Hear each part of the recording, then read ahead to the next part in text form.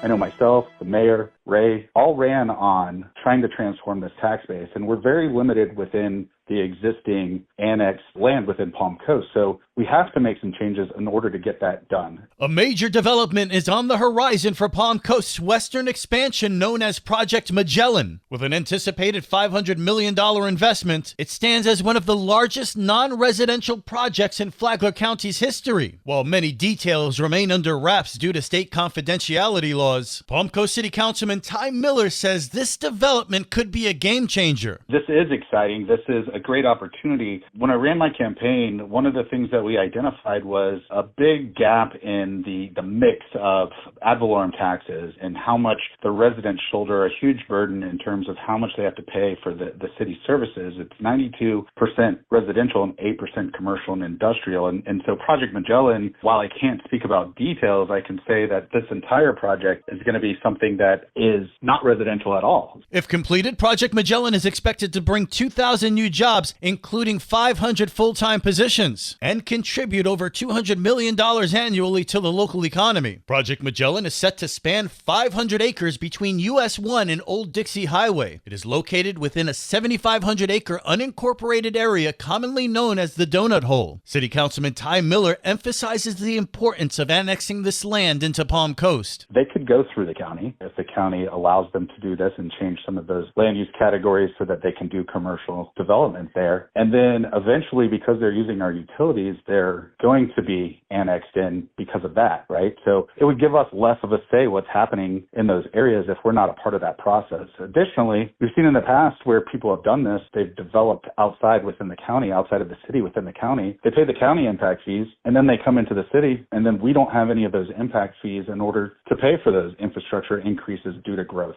So if that happens, then we're basically not capturing that money for growth-related infrastructure projects. And so that's very important, too, to make sure we capture that income from the impact fees. The property owned by Radiant Palm Coast LLC is currently designated an agricultural land. Any development would require land use and zoning adjustments before construction can begin.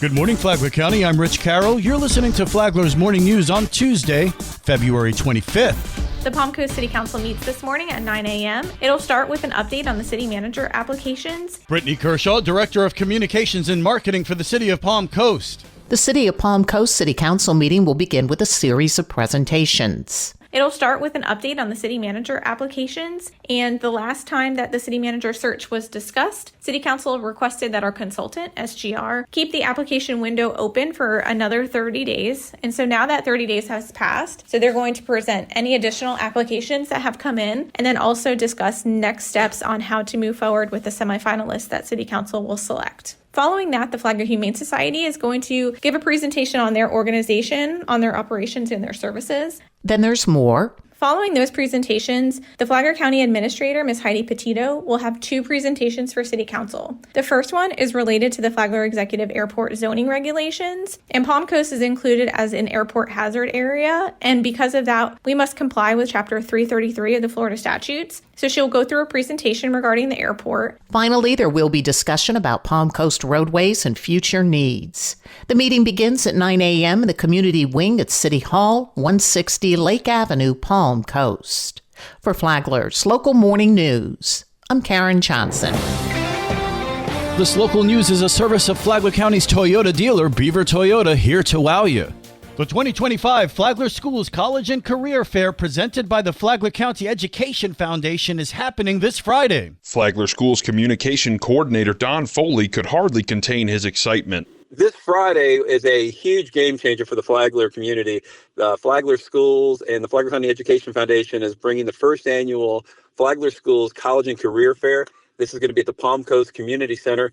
More than 100 colleges and universities and businesses from right here at home, as well as colleges and universities across the country will be here to help our students in special sessions in the morning and then the afternoon open to the public. And not just the public, private school, charter school students, homeschool students. We're doing what we can to make sure we show we're a part of this community and we're trying to strengthen this community and get the next generation ready for workforce and their educational careers. From the WNZF Newsroom, I'm John Austin IV. And now you're up to date on Flagler's Morning News. I'm Rich Carroll.